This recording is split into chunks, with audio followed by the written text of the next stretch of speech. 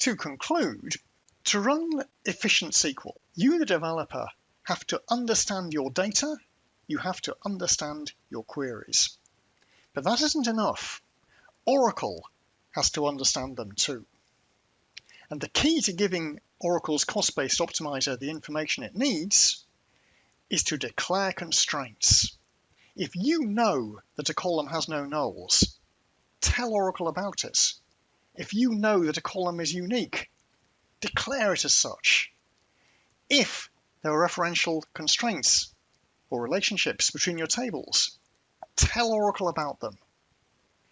Without that information, the optimizer has no chance of developing efficient plans. With that information, you may find performance improves hugely.